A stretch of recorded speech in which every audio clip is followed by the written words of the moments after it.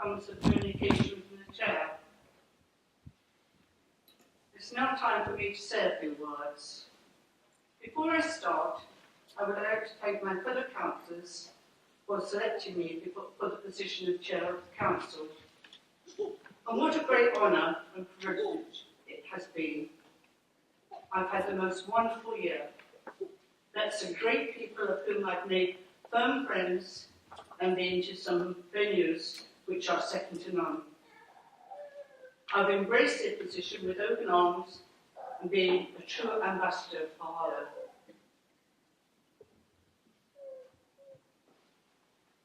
I have actually covered 97% of all the invites received, not forgetting, of course, having our own events.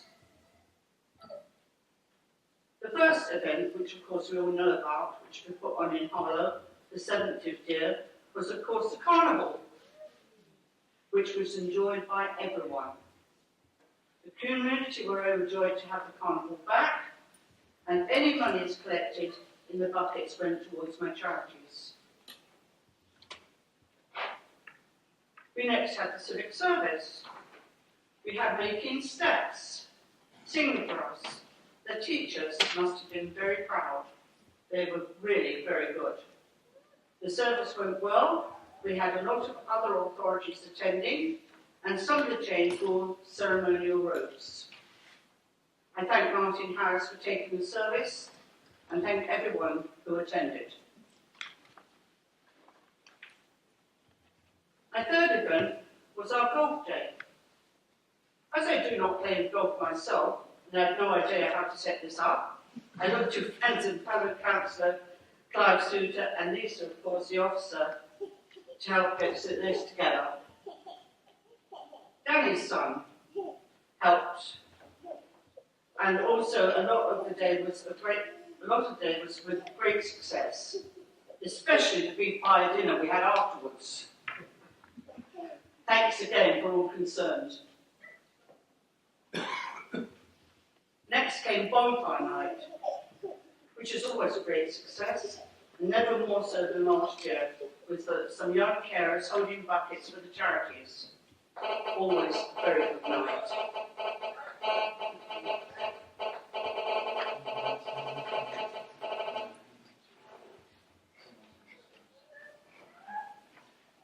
I now wish to thank Andrew Johnson for preparing my quiz night. So many council staff and friends turned up, which made a very enjoyable evening, and so much fun was had by all. Can I take this opportunity to welcome Andrew back to the chamber? Looking so healthy in what is his 20th year of continuous service as our councillor. Thank you, Andrew.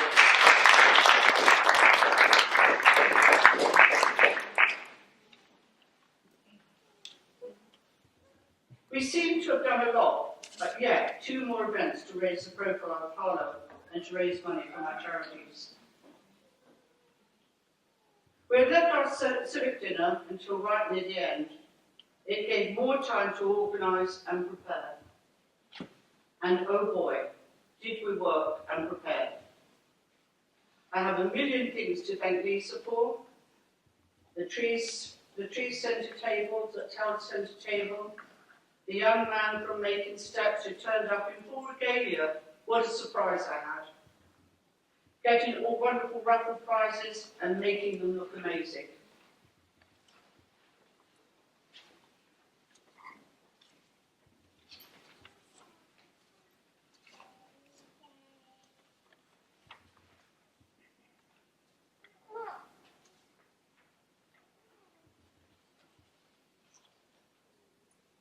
Making steps for the dinner are keeping us wonderfully entertained, and to thank the cricket club and the chef. Then, of course, there was our saying, we can ask this person and we can ask that person, and generally doing Lisa's head in.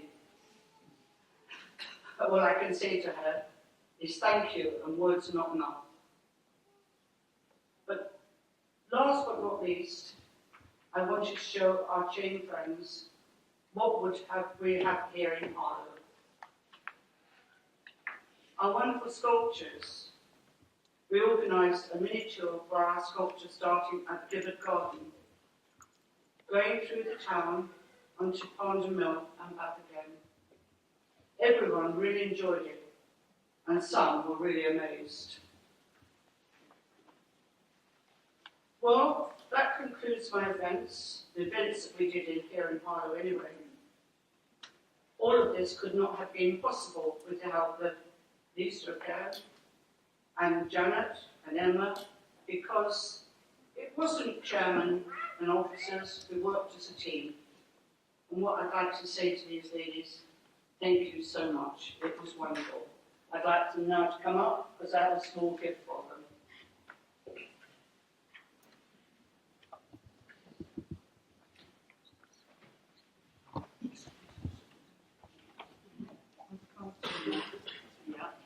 Okay, ladies. It's a little bit heavy. It's not what I think it is. Anyway, enjoy. And thank you so much.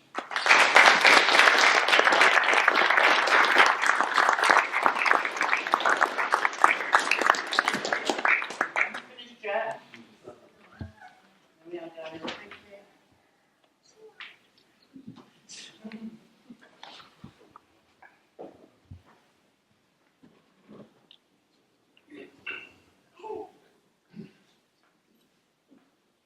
Now I will go on to tell you what we have achieved.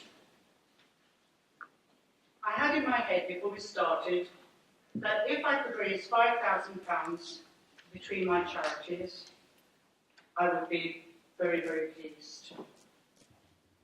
I now say that I'm completely overwhelmed. The total raised is £6,050.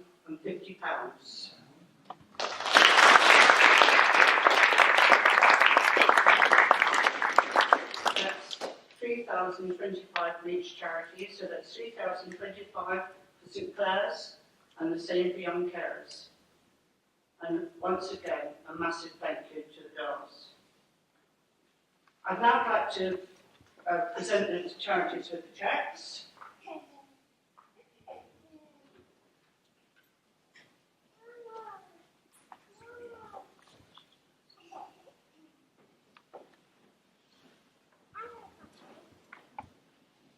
St Clair's and Action Family Carers Campaign.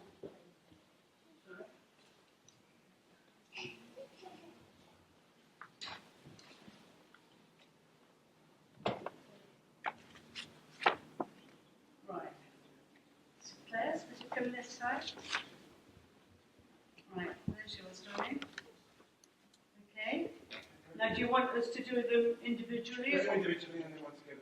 Okay, fine. Can we just lay that down there for a moment?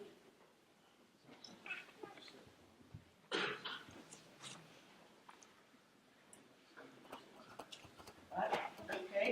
Thank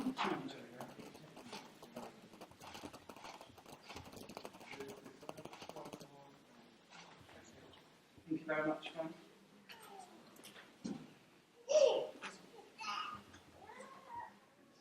And you also.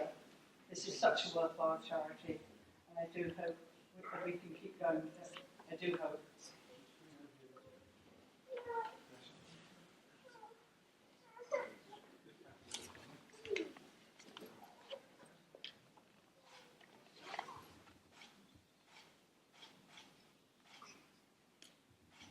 Thank you very much.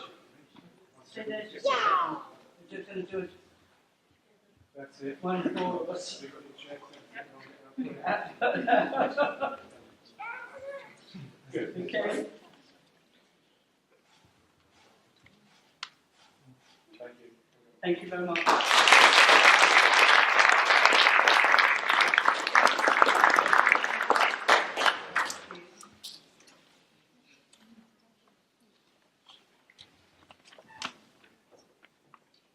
Good evening, Chairman and other councillors. Thank you.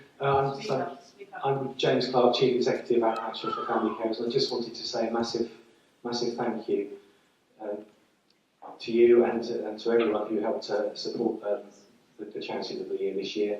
In particular, from our point of view at Action for Family Carers, this means a massive, massive difference. I can't tell you what the difference this will make, because we would not otherwise be able to continue supporting young carers through our club night in Harlow without their support. So our club night will continue. We're going to support young carers aged as young as 5 in many cases. So thank you.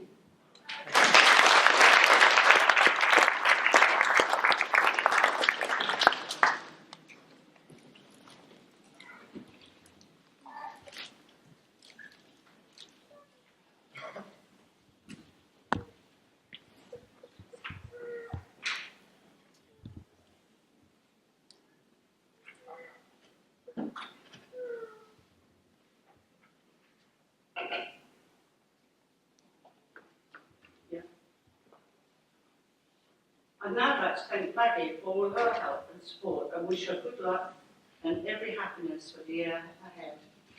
Maggie?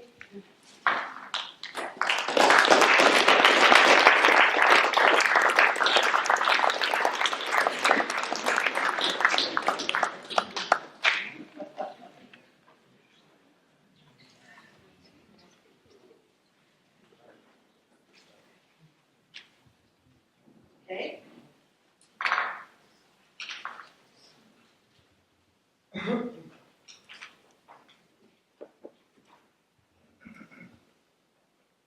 Last but not least, of course, is Norma, my friend and consort.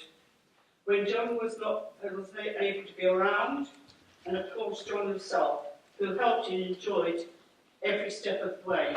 We both enjoyed it thoroughly. Would you like to come forward, please, both of you?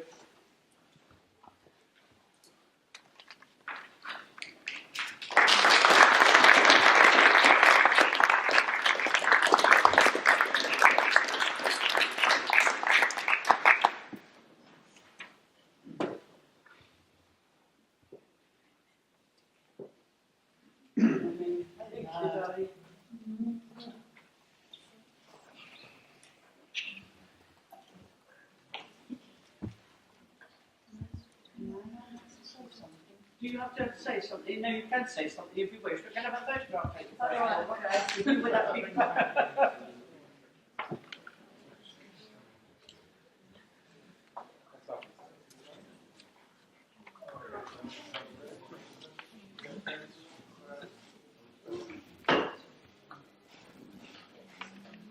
Thank you both of you. Norma, would you like to microphone? Okay. No, that's all right. I just wanted to say how much I've enjoyed being part of Harlow and what a wonderful town you have and so many hidden gems.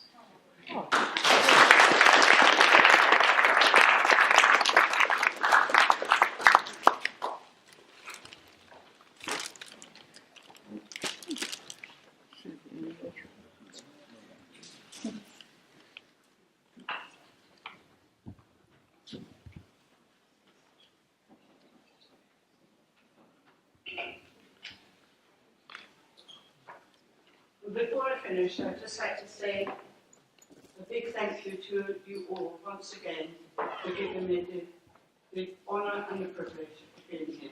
Thank you.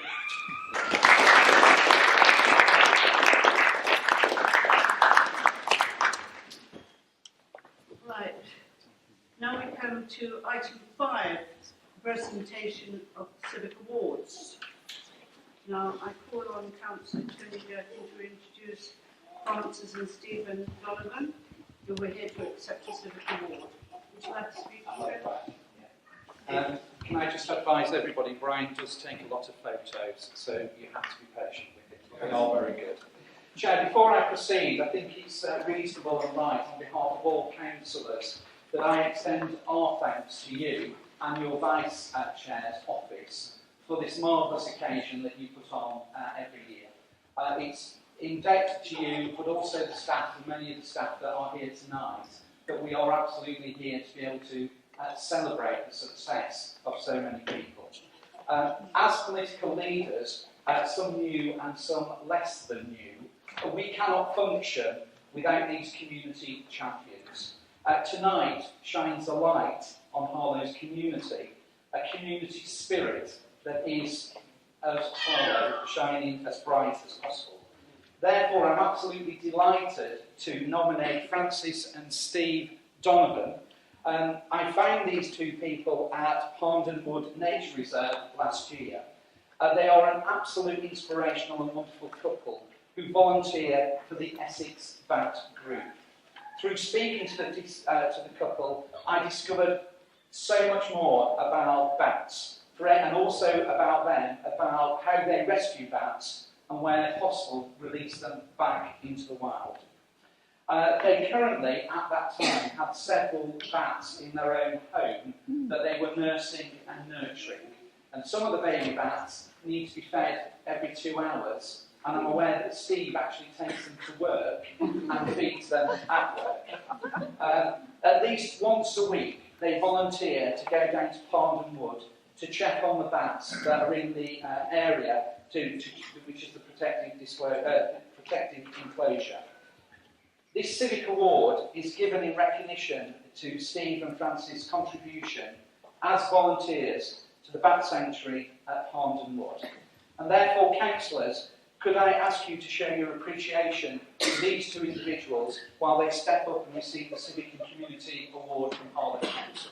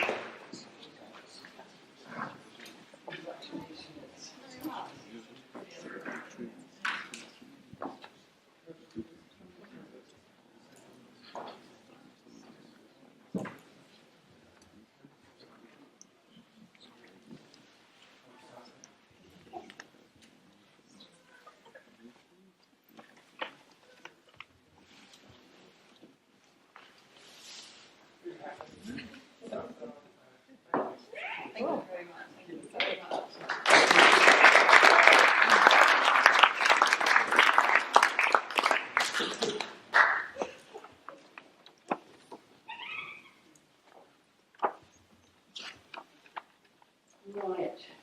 I now call on Councillor Mark Ingle to introduce Annette Lister, who is here to accept a civic award.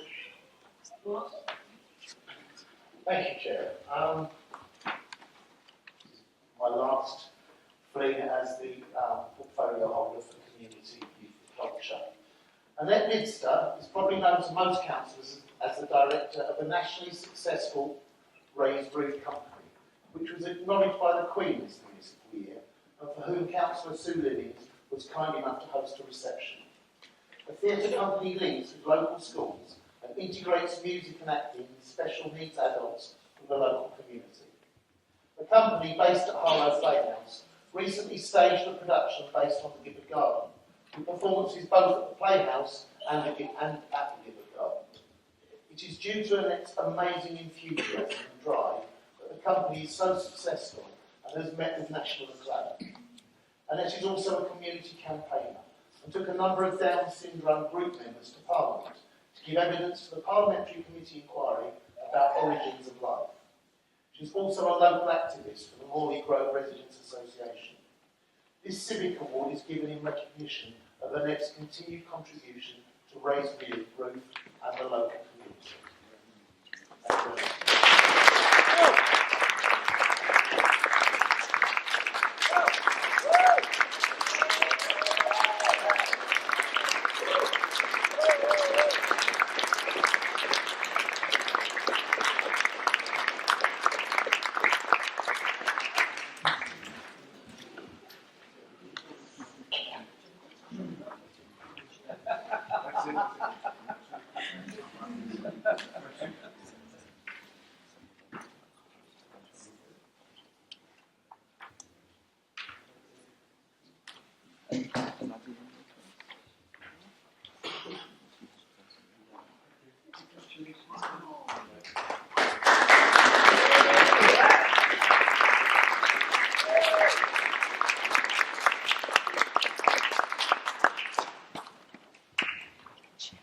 The next award, I'd like to call on Councillor John Strachan to introduce Mr. Cheever, who is here to accept the Citizens of the Year award.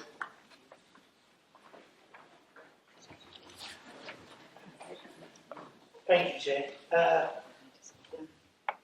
Cheever's outstanding contribution to his local community over the past 20 years or so has never wavered. He is still a driving force that makes things happen. And anybody who's ever met him will know that it doesn't matter what political flavour you are, he just wants you to do the best for his community. He has been a member of the Bearcroft Residents Association since its inception. There have been a lot of people that have come and gone, but he is the one constant. He's been chair several times, as well as holding all the other officer roles. The schemes that he has put in place have seen a significant reduction in antisocial behaviour among young people in Bearcroft, but has also built up a community cohesion among the residents of all ages. In 2016, the Residents Association was presented with the Queen's Award for Voluntary Service. Quite simply, they would never have achieved this without the work Cheever has put in over the years and is still doing today. This civic award is given a recognition of Cheever's continued contribution to the local community.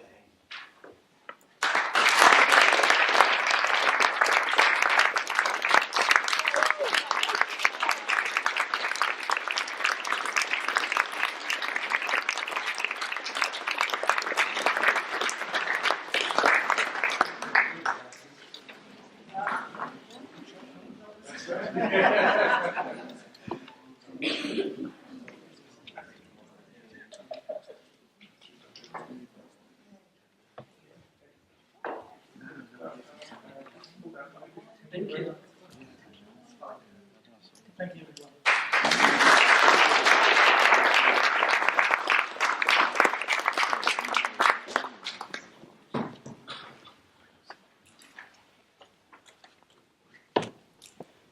Right, and now I'd like to call on Councillor Ian Beckett to introduce William Tennyson, who is here to accept the Young Citizens of the Year award. Thank you, Chair. There's a danger that we can overuse the word inspirational. That's exactly the right word for William Tennyson. In July 2017, 18-year-old Will, who was 17 at the time, gave an impassioned speech to the TEDx event at Parsons Academy. The TEDx programme is designed to help communities, organisations and individuals spark conversations and connections by bringing to the fore people who have ideas worth spreading. They certainly achieved this with Will. Throughout his secondary schooling, Will experienced mental health challenges that impacted upon his education, his friendships, and his family. Despite, or maybe because of these challenges, Will left school as an intelligent and mature young man who has demonstrated great personal insight and a sharing, caring, and compassionate nature. Through his TEDx talk, Will has demonstrated not only the desire, but the commitment and ability to inspire other young people to speak up about the health challenges that they face and to seek the help and the support that they need from a variety of sources. Will has also given a talk at the Phoenix Hub, and his TEDx talk was a key feature of a mental health and wellbeing event at the Playhouse last week, where Will also took questions from the audience. Will is a credit to his family and the commitment that they all show in different ways to their community. Will Tennyson is a young man who is an absolute champion for mental health that Harlow should be, and indeed is, rightly proud of. The Young Citizen of the Year award is given to William in recognition of his passion as an ambassador for mental health. William Tennyson.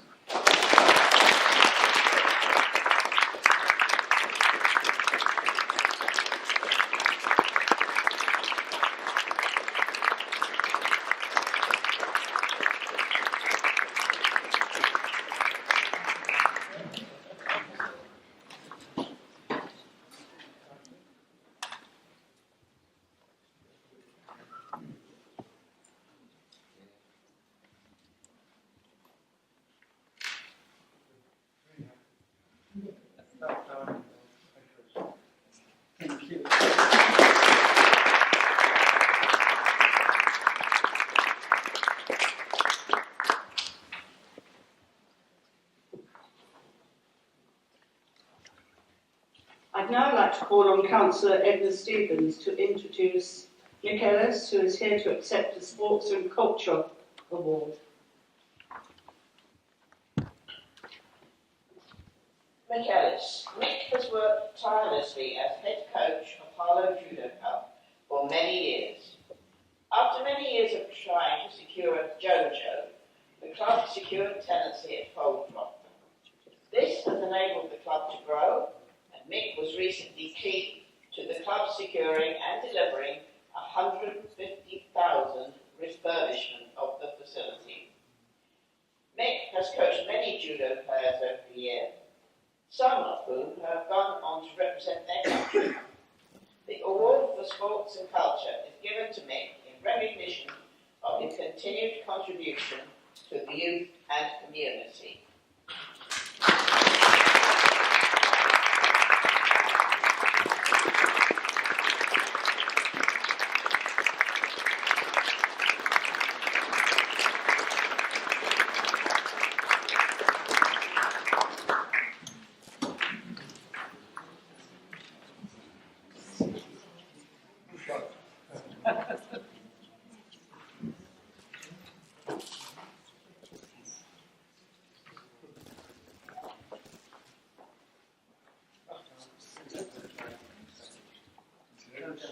Thank you very much.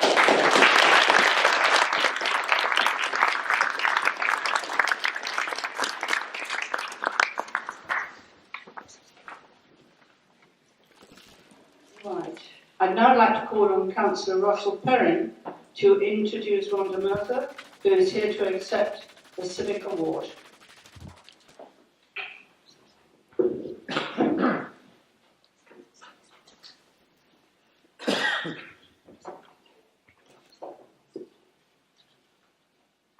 Tonight, I would like to pay tribute to an exceptional lady and community leader.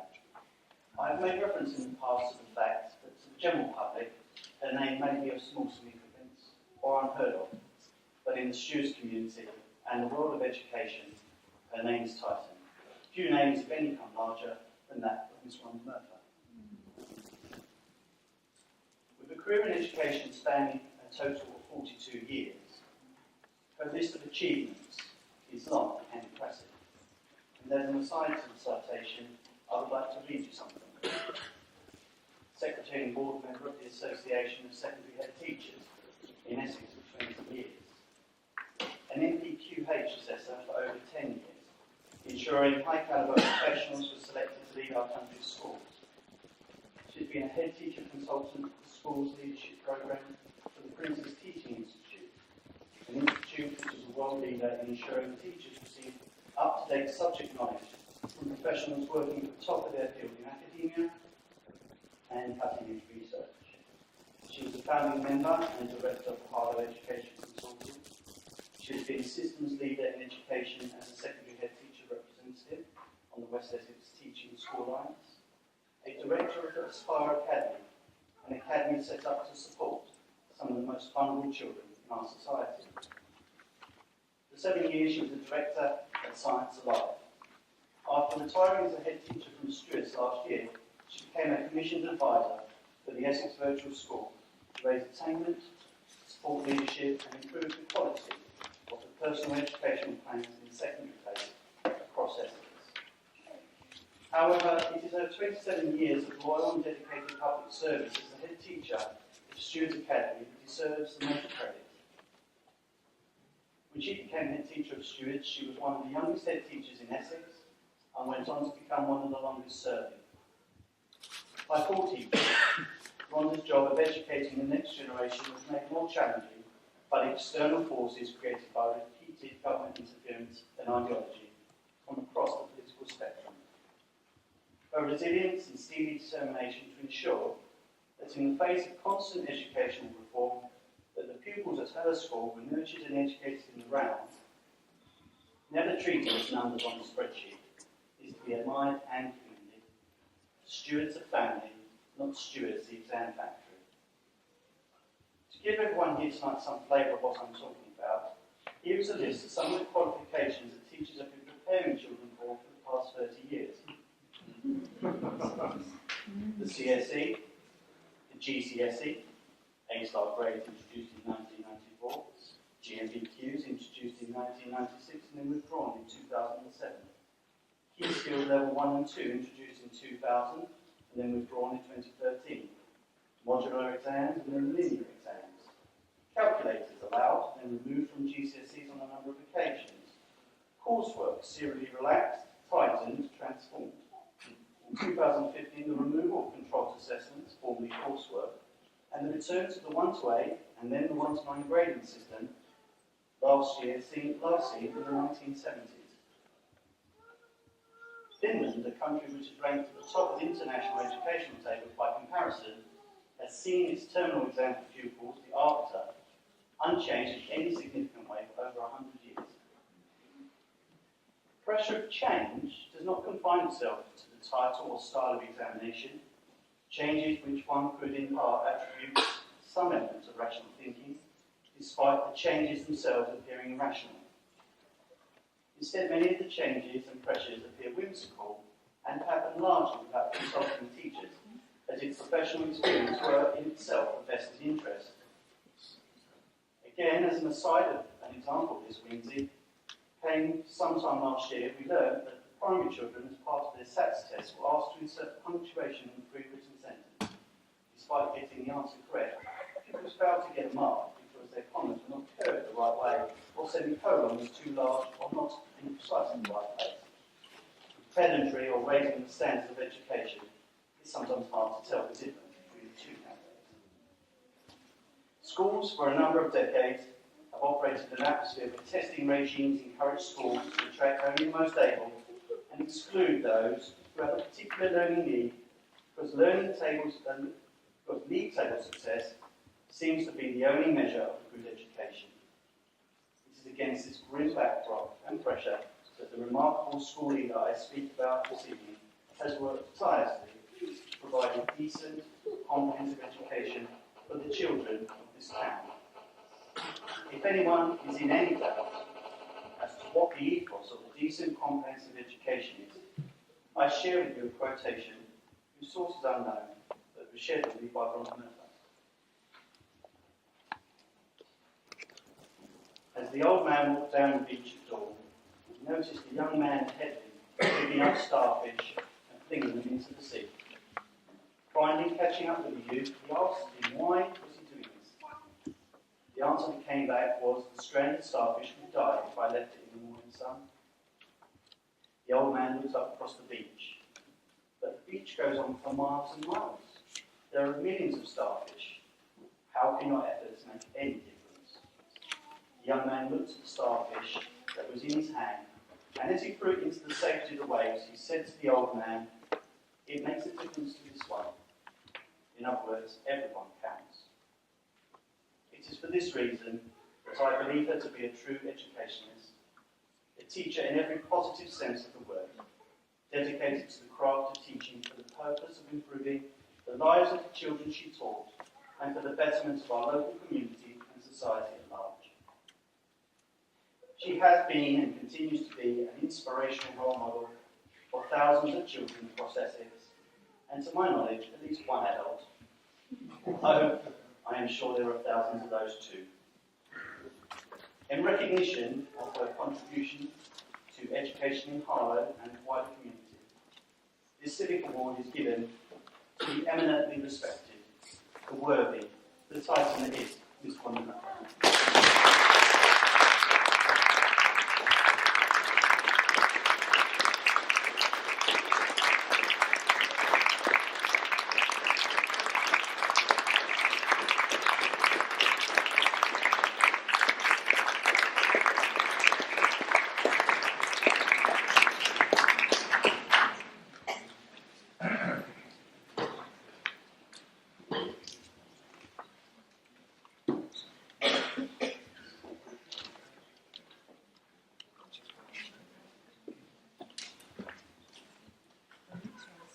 Yes? Do you want the microphone? Hang on a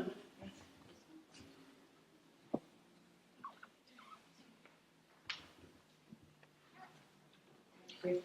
I'd just like to say a few words, Ross. First of all, thank you for such a wonderful speech. It's very embarrassing, but it's That's wonderful, thank you. And to my colleagues who represent the colleagues I've worked with for the 27 or so years I've been head teacher and even longer working at Stewards. And the success of the school and the way we built as a family is because those people have stayed. And the 4 people here tonight were there when I started. So Miss O'Neill, she started on the day I started back in 1988. Mr. Norton was there and then came back. Mr. Snowwood was already there and has stayed there all these years. And Mr. Carroll was my very first appointment. So it's all to do with the teamwork. That's what this is built on.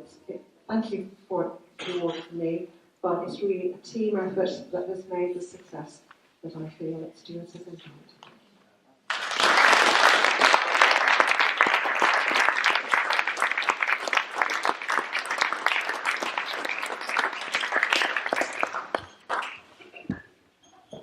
Right. We now come to the item 6, where it's to call for nominations for appointment for the chair of the council. Do I have a came up? Would you like to speak? I haven't got a second up. I second that. Yeah, okay. Thank you very much. My story maybe goes back a long way, but it's last talk about today's chair of the council. When I first became leader of the council in 2012, one of my first jobs was to find the chair of the council. To me, there was one obvious choice, Megan Holcomb. With my dear friend for a long time, someone I've looked up to at my for many years working with her. It took some time to convince Maggie that this was the role for her, and through all the years I have worked closely with her, I've known for such a long time, I was more than aware of the qualities that she would bring to this role of chair. During that year, Maggie made a fabulous chair of this council. She embraced the role, she worked tirelessly, and she championed this wonderful town at every opportunity. In fact, she was the first chair of this council to host an event at the Playhouse that highlighted all the talent within this town and put certainly Harlow on the map. A fantastic evening at the Playhouse was had. Sadly, it was also a year of tragic events in Harlow, in Barmead, with the sad loss of 6 lives. Maggie took it upon herself to visit and support a grieving father and husband many, many times. Why? Because that's the kind of person she is. So I was absolutely delighted when she put her name up again for this role. She is a champion of the community. Maggie still works very actively within the church in Potter Street, and since last time she was chair, she's actually been promoted with her work within the church. It never ceases to amaze me. You walk around Potter Street with Maggie, just about everybody knows her, every single child knows her, calls her by her first name. She's a massive community leader in the area, she's a massive community champion in this town. She has very high morals and principles, and she behaves impeccably, not like some of us sometimes. So I'm sure in the year ahead, we're all going to have to behave ourselves again. In fact, in some ways, I'm very glad that she's out of my reach for yet another year, because she constantly clips me around the ear at every occasion. I've done so hundreds of times over the years. She's been my very dear friend and colleague. So it is my pleasure tonight to nominate Maggie Holcomb, the Chair of Harlow Council, and I wish her another successful year in that role.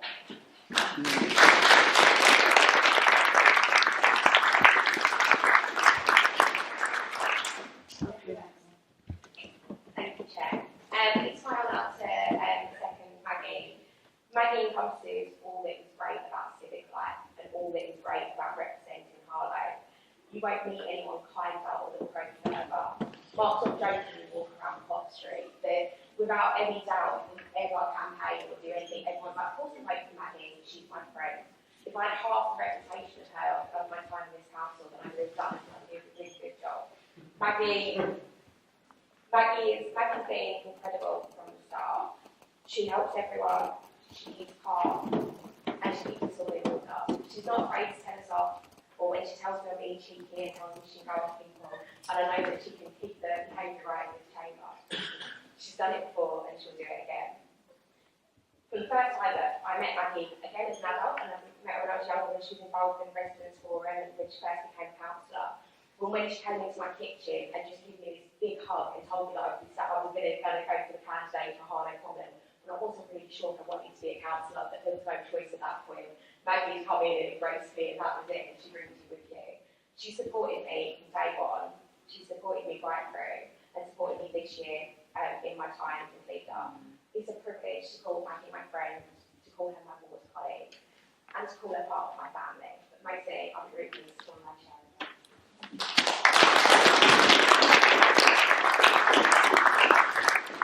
Just before we go forward, I would like to ask, are there any other nominations? And if they're not, then, okay, Maggie, let's do something.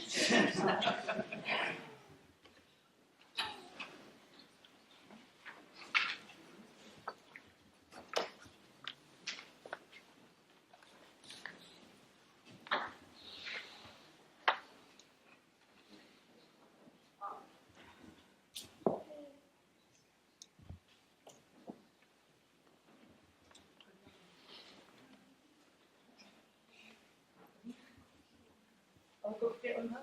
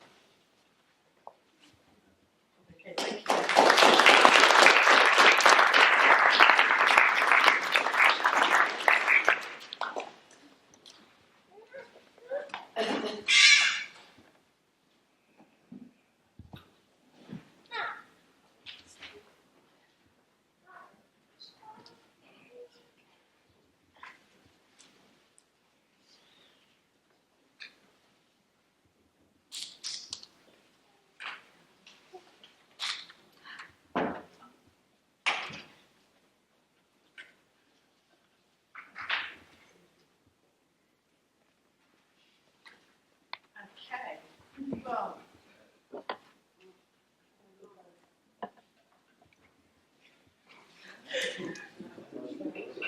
Okay. Well, after that introduction, that was absolutely fantastic. I got quite emotional at that.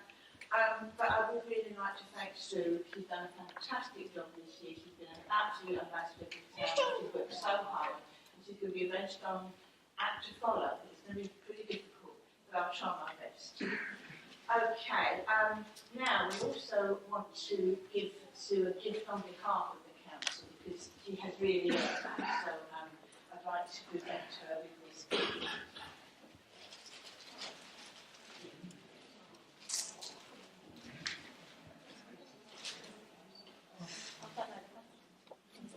Okay, and it's also Sue's birthday today.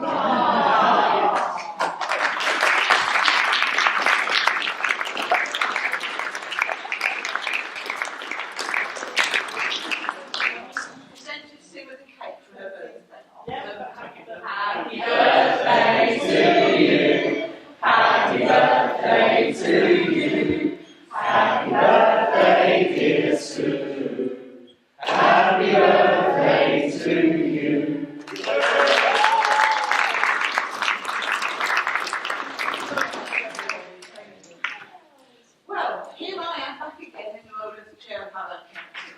I don't have to tell you what a great honour and privilege it is to be back in the role of serving this town and its residents. Spreading the word about just what a tremendous town and people we have here in Harlow. As I did before, I really need your help in showing our residents the value and worth of this council, its councillors and its officers. Part of that word is respect we show to one another. It's no good just saying it, you must live by it. here in this chamber with members of the public and media looking on, we must honour them by our example. Each of you as councillors has a passion for the things you believe in and act upon. Of course you do, or you wouldn't be here doing this role. Use that passion wisely for the good, but we should also know when to curb it by listening and not interrupting each other before you make comments in your positive and meaningful way. That is the example others should follow outside of this chamber. I would also ask that you would be showing me respect by referring to me as chair only. It's not a long title, but it means a lot to me, knowing that I have your full support as I journey through this year with all of you. The theme I want to spread throughout the year is forgiveness and renewal. I know that as different neighbourhoods, we can use this theme in a very positive and meaningful way. Forgiving someone, or our neighbours, or those that we feel have done something to upset us can be a great healer. It can then lead to renewal of thought and coming back together. That is what can regenerate not only our neighbourhoods, but also our town as one big community. Now, I want to give you a few advance warnings of a few dates that are coming up. Harlow Carnival, 26th of August, starting at Bush Fair. Civic service at St Paul's in October. We've got to finalise the deadline. And the civic dinner dance in March. Again, we've got to finalise the deadline, and it's going to be at Rugby Club. So those are, you've got to put those on the list. And lastly, with great pleasure, I want to introduce to you my two charities for the year. But instead of me talking about them, I want representatives from the charities themselves to come to the front so that we can have a little conversation. So, it is my great honour to introduce Kerry Eastman, representing Streets to Homes, and Graham Northcote, representing the Dolphin Ward at Princess Alexandra Hospital.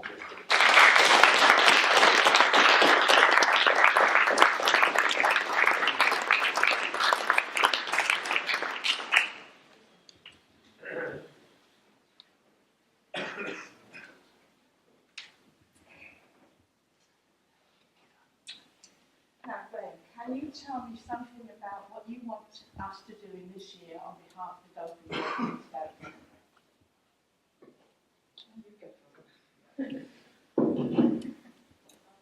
The Dolphin Ward is basically for children that are very, very unwell. And with their parent support, we're aiming to get the new chair beds. So the parents to stay with them for the night or the duration they're in hospital. These beds cost £1,350 plus the VAT each. Since I started in January with the hospitals on the charity side, we've now raised enough money for 6 beds. We need another 10. Unfortunately, the hospital's getting old and the equipment's getting old. So we need to raise a few more shillings and hopefully make it easier for the children and especially the parents to look after the children. Thanks, William.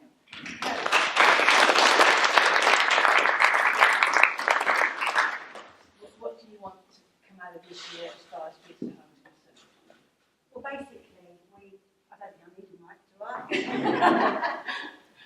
Basically, we want to expand our services. At the moment, we provide a wraparound service for people homeless on the streets, right through to help them into the private rented sector. But really, we'd like to expand our services to having a property to put them into and to up to support everything that we do. And the more people we have, the more people need supporting. So we need more staff as well. And renovating the centre. It's really mainly. Okay.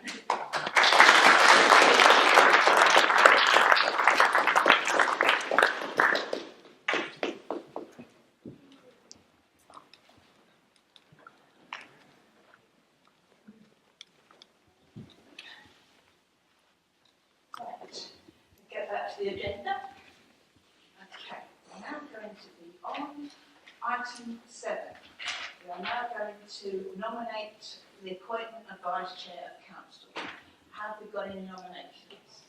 Chair, I would like to nominate Councillor Clive Susan. Okay, and if none may declare a second, please. Okay. Any other nominations? Okay. Okay, so. Thank you, Chair. It gives me great pleasure to nominate Councillor Clive Susan, aka Dad. And I'm referring to his dad because I just can't refer to him as Clive. and I promise it won't be a long speech, contrary to what my kids might tell me when I'm at work. So Dad's been here since 1957. He ended up a perfect green, but then at secondary school he went to Grace Road, and conveniently enough, met my father-in-law. Where they went to school together, played lots of sport together. When he left school, he joined the print trade, which he's been in for 50 years. And I think that's probably where he learned to talk to people. I think it might be where I get it from. He can pretty much talk to anyone, and I think he could probably sell ice to an Eskimo. He's that good. He has been with his own business, he's done different print firms, but he got into politics because of him. I blame Andrew, because when I started dating him, I got involved, and then Dad got involved.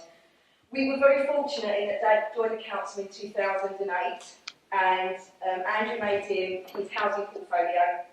Unfortunately, obviously, he got kicked out in 2012, but we were really lucky to have him back in 2015. And he's obviously now a county councillor as well. The one thing about Dad is he never stops working for this town. It doesn't matter which constituency it is, whether it's something Kingsmore, Great Pondon, the Pondon Hedgegreen, they pretty much will call on Dad if they need some help, because a lot of people know through the print trade, through me, through now Lexi and Andrew and politics, and they will go to Clive because he will work to get that job done. He is, as Maggie was saying, talking about politics and being part of this town, he is the epitome of Harlow. He works hard. It doesn't matter whether he's canvassing, delivering a leaflet, or helping out, or being in this council, which I'm sure they're sitting in half the time. But it is with absolute honour and pride that I nominate him.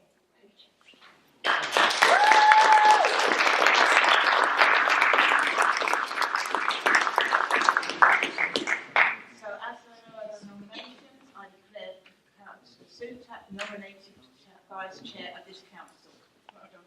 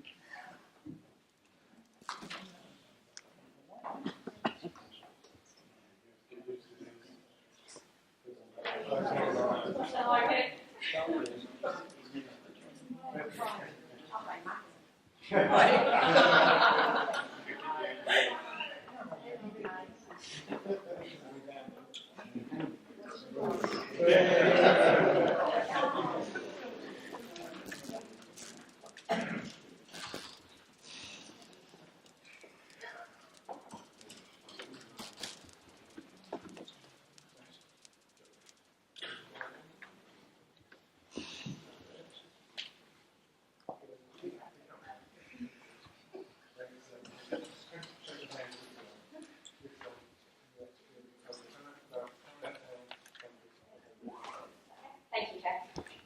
Mark was born on the edge of London on the last day of 1963. But although it's only a short journey up the M11, he came to Harlow to be a player senior group. 3 years in Wolverhampton, 4 years in Wales, and a stint in East End before finally seeing the light and coming to Harlow in 2009.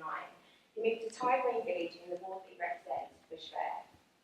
When not being a councillor, Mark is a teacher, with a rare combination of specialisms, qualified to both teach science and drama.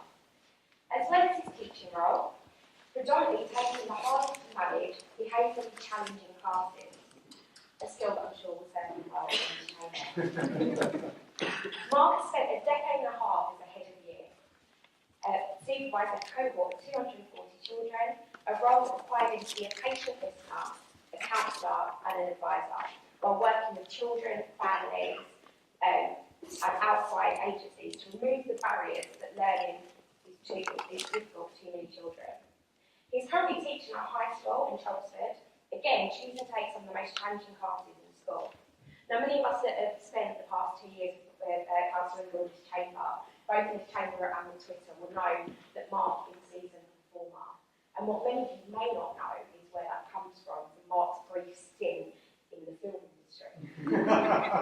As Sergeant Thomas in The Ascent, and his time within the movie. I'm going to give it a watch at some point. Mark served as a business Bushfair councillor, serving his community and being involved in events such as Bushfair Fair. He's supported me this year and taken to the role of deputy leader. He's provided support, kept calm and a steady hand when under pressure. I appreciate all this support from Mark, and I know that he will embrace and do a great job of the honour and privilege that it is to serve as leader of this great town. And it's my absolute honour to nominate him as leader of Harlow Council.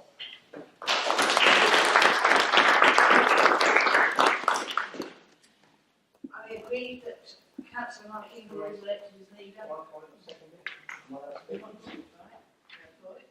won't be very long, I promise. It's all right. Yeah, I'll just throw a few coupons away, don't worry. I first met Mark when he was campaigning to be the councillor of Bushfair 2 years ago. And what struck me was not just his kindness, but also his work ethic. During his time as councillor, he's already done so much, both for his local community and for the wider community of Harlow. As I've got to know Mark, I've seen some more of his great qualities. His pragmatism, his public speaking skills. But above all, he's got something, a quality that's all too rare in politicians. His ability to listen to other people's points of view. I'm hugely honoured to second Mark to be our leader. I know he's the right person to take us forward, to shape Harlow's future, and above all, to help the people of our town. Because after all, that's why we're all here.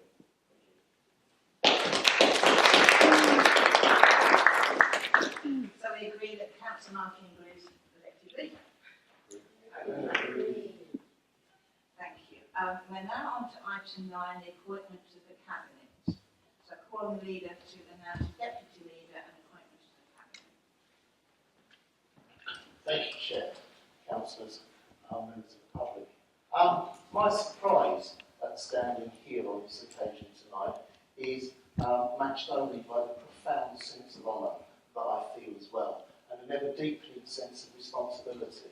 When news of me having been elected to be the local leader first came out in the newspapers, I was trimming my hedge, and my next-door neighbour came to me and she said, "Mark, I see you've been elected to lead the Labour Party in Harlow, and you're going to be the new leader of the council." And I said, "Yes." And she said, "Well, many congratulations." I said, "Thank you very much." She said, "Now, when the council going to come and trim the grass on that verge? I do realise now everything in Harlow is my fault." So my first task is to announce a new deputy leader and choose a cabinet.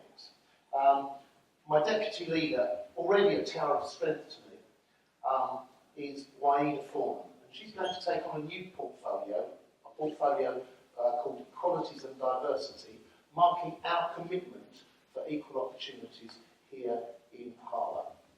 My cabinet includes some well-known faces: Mike Danvers in Resources, Mark Wilkinson on Housing, and Danny Purton in Environment.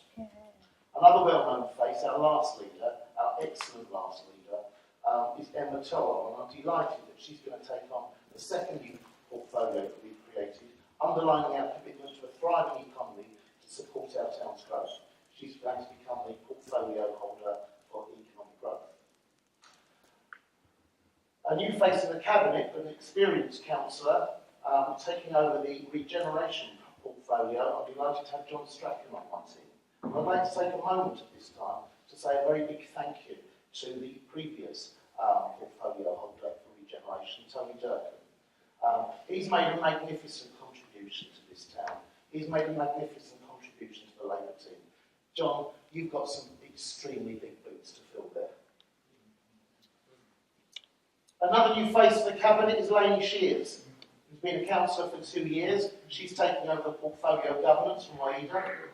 And the freshest face of all in my cabinet is the remarkably talented, industrious Eugenie Harvey, our newest councillor, who will be bringing a wealth of experience from her professional life to the role of community and welfare. For those of you who are interested in statistics, this is a cabinet of experience. 7 out of 8 of them are experienced councillors. 5 out of 8 of them are councillors who've held portfolios before. It's a cabinet with freshness. It has 3 new portfolio holders. It's a cabinet that is groundbreaking. It has the first ever BAME deputy leader in the history of Harlow. And it's for the first time ever that we have 4 out of 8 portfolio holders that are women appointed on merit, marking a 50-50 gender split, showing that this council doesn't just preach equality, but we practice it too. Thank you.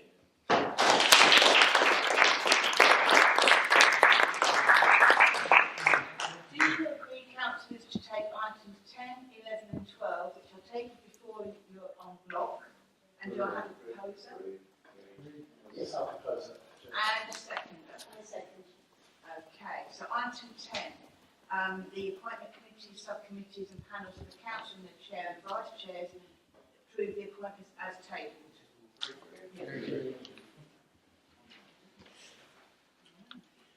Okay, item 13. This is going to be for the calendar of meetings 2018-19. Are we happy to accept the proposed calendar which has been circulated, please? Okay, and finally, matters voted business items 14 if there aren't any items in those voted business, and I've got these in the council chamber for everybody who wants to join. Yay! And I hereby end this annual council.